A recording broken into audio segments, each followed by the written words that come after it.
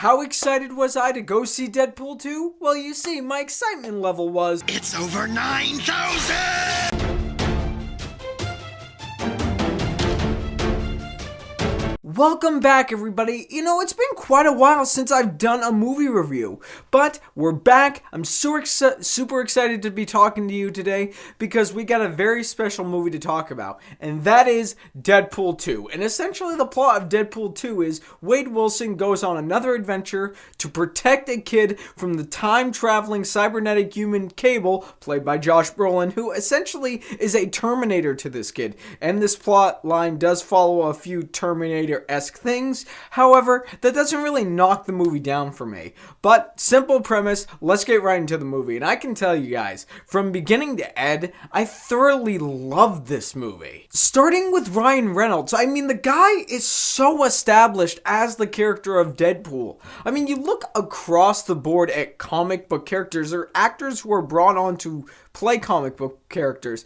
Very few times I find that there are many actors that can make the comic book character theirs. I mean, even if you look at James McAvoy or Patrick Stewart, who played Charles Xavier, I feel as though several other people could have played those characters. However, when it comes to Robert Downey Jr. as Iron Man, when it comes to Hugh Jackman as Logan, and when it comes to Ryan Reynolds as Deadpool, nobody can touch these characters. And it's just so evident because of the passion that Ryan Reynolds has for this project, has for this material. He struggled to get the thing made. We finally got the first Deadpool film. It blew everybody's socks off. And this film, I feel, will do the same thing. And here's the thing. Although I have my problems with Deadpool 2, one thing I love about it most is the comedy. I haven't seen a film that has made me laugh this hard since probably the first Deadpool film or Tropic Thunder. There are a couple of times when the humor doesn't exactly land, but those are few and far between because for the most part, I was laughing so hard that my stomach hurt 30 minutes into the movie. And with the trade-off of directors, we went from Tim Miller to David Leitch, and David Leitch brought us Atomic Blonde and was one of the directors of John Wick, and he's been working in American stunts for quite a long time. And we were all expecting that the action was going to be great, but I don't think we were expecting the action to be so enjoyable as it was.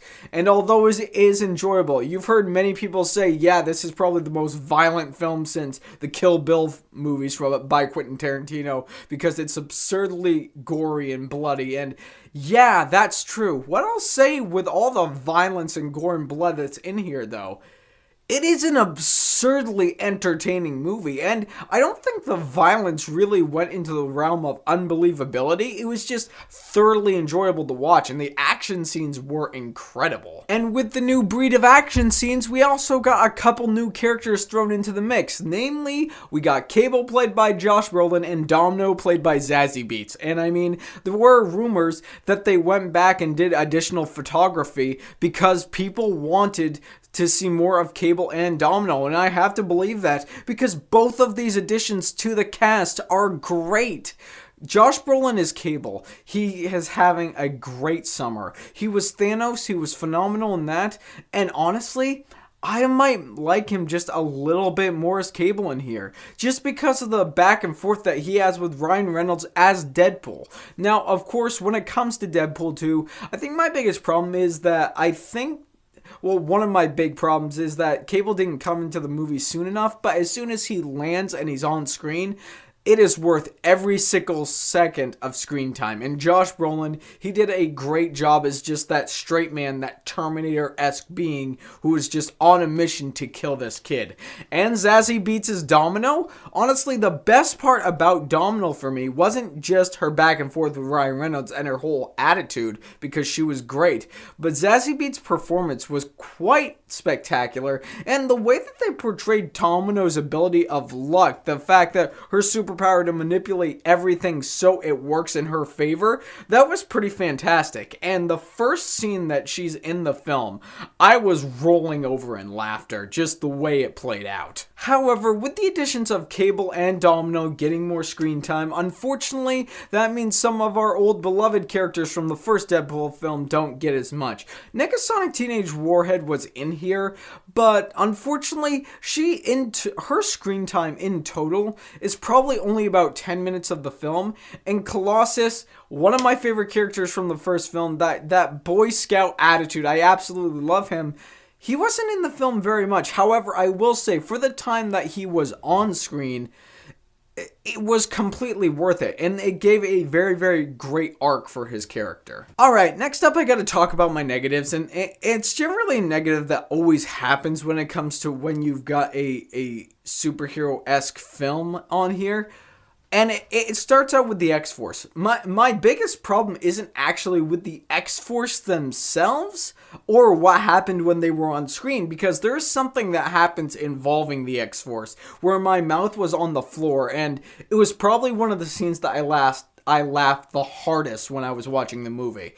No, it's about the same time when the X-Force appears that I felt the movie started getting a little convoluted and a little bloated, as a lot of superhero films tend to do. You know, the film has so many places that it wants to go, and while I feel it balanced a lot of this stuff exceptionally well, there were several points where, you know, I was just thinking the film should have focused up a little bit more. And it's not just that. Also, there were a couple of CGI characters in this movie where I felt that it was a bit of a backtrack. Colossus, for example. The CGI on a Colossus in this film, I don't nearly think was as tight or as good as it was in the first Deadpool film. However, people may say this film is bloated, but people will not say this film doesn't lack heart. Ryan Reynolds adds so much to the character of Deadpool, adds so much heart and sincerity to what he loves about this character, that you see it flat on screen. And I feel the way they treated Wade Wilson in this film,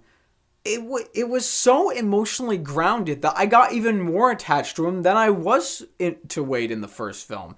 There is some stuff that goes on to him in this film that brings him just a little bit more down to earth and makes him a little bit more of a relatable character. You love him, you journey with him, and although he's got a really, really loud and foul mouth, he is the Merc with the mouth after all, there is a lot of elements in here that just makes him a character that you love even more. I can't go into specifics without spoiling it. I might do a spoiler review later on this weekend, but we'll see. However, guys, at the end of the day, Deadpool 2, while I don't think it's as airtight as the first Deadpool film was, the first Deadpool film I feel was magic in a bottle. It's almost impossible to capture that again. But Deadpool 2 for me is very, very close, because although it doesn't have as good of a story as the first Deadpool film, because the first Deadpool was quite simple, just a guy going after his girl, the amount of laughter that I had and the amount of enjoyment that I had watching Deadpool 2 is what watching summer blockbusters is all about. And Deadpool 2 fully embraces that with the references, with the media talk, with the fourth wall breaking. It does it all. The emotion was there. The action sequences are breathtakingly brutal.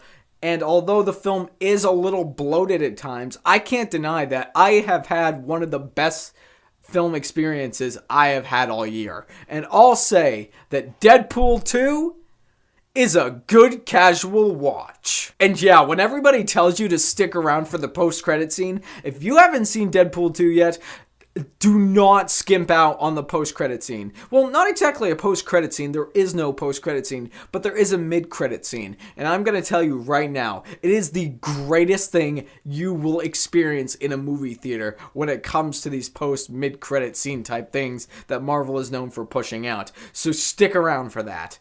But guys, as always, it is what you say that matters. So, have you seen Deadpool 2? And what did you think of it? More importantly, between Deadpool 2 and Deadpool, which one do you like more? Because I have heard both sides of the coin. People have said they've loved Deadpool 2 more than the first one, and vice versa. People have said they like Deadpool more than Deadpool 2. But whatever your thoughts may be, leave them down below so we can get a conversation started. And if you like what you've seen here and you want to see more, click right there and subscribe and become part of the fray of nerds who love cinema. You all have a fantastic day.